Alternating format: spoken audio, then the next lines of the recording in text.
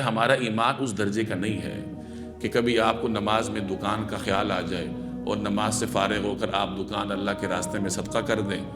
اور صدقہ کرنے کے بعد پھر جب آپ کو مشکل پیش آنے لگے تو اس کے بعد آپ افسوس کرنے لگیں کہ یہ میں کیا کر بیٹھا ہوں۔ اب وہ جو افسوس ہے وہ آپ کی اس نیکی کو بھی ضائع کر دے گا اور کفر تک پہنچا دے گا۔ تو دین پر عمل بھی مصلحت کے ساتھ ہوتا ہے۔ میں نے پہلے بھی عرض کیا تھا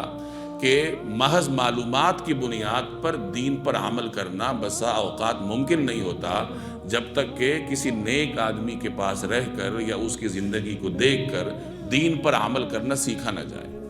تو ہم جیسے کمزور لوگوں کے لیے بہرحال ان واقعات میں اتنا اسوہ حسنہ ضرور ہے کہ اپنے اوپر نظر رکھنی چاہیے، اور کہیں ایسا نہ ہو کہ ہمارا مال یا ہمارا کاروبار ہمیں دین کے راستے سے دور لے جائے۔ پوری دکان اللہ کے راستے میں صدقہ ہم نہیں کر سکتے اپنی کمزوری کی وجہ سے،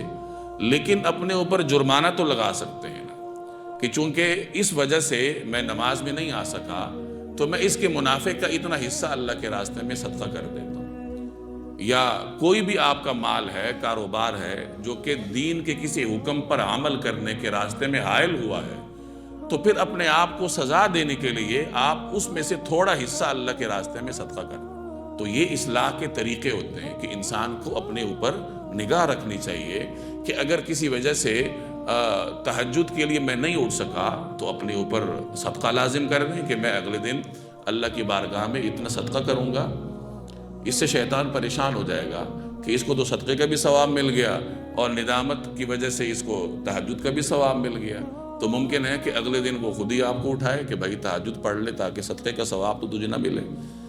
تو اس طرح اپنے اوپر روک ٹوک کرنی چاہیے، اپنے نفس کو بہلا پھسلا کر اور بسا اوقات اس کے اوپر جبر کر کے اسے کوئی مالی سزا دے کے یا اپنے اوپر کوئی جسمانی مشقت عائد کر کے اپنے آپ کو دین کی طرف متوجہ کرنا چاہیے۔